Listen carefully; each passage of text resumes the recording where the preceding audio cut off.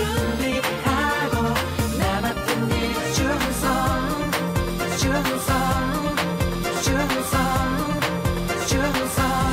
Your kingdom come.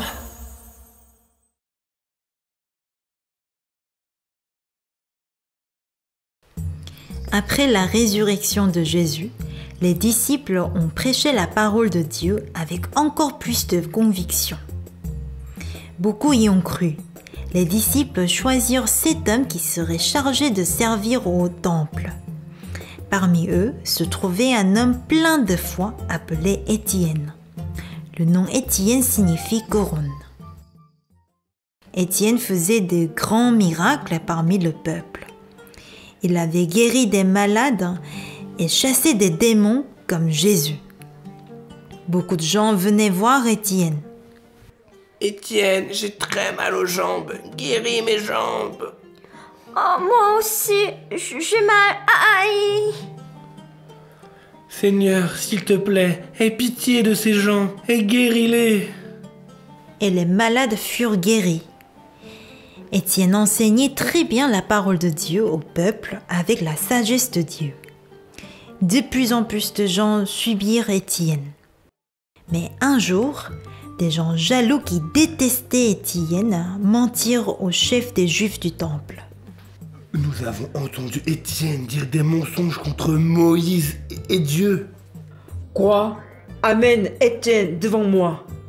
Étienne fut amené devant le chef juif.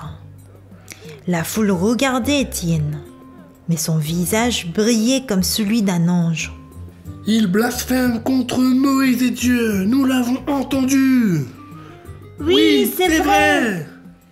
À cette époque, dans le judaïsme, une personne qui parlait mal de Dieu était tuée par lapidation.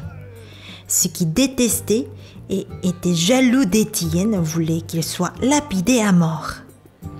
Le chef juif demanda à Étienne. Est-ce que c'est vrai? Étienne n'avait pas peur.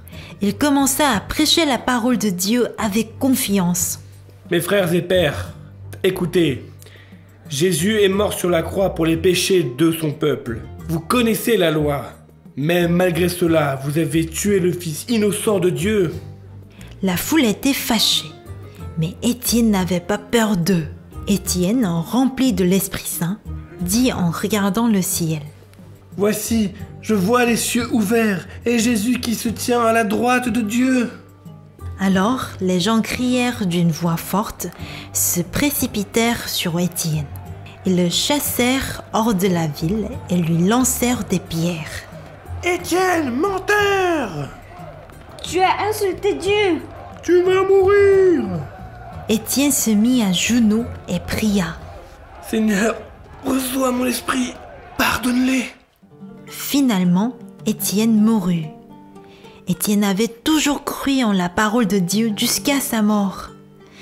Ainsi, Étienne devint le premier martyr de l'Église primitive.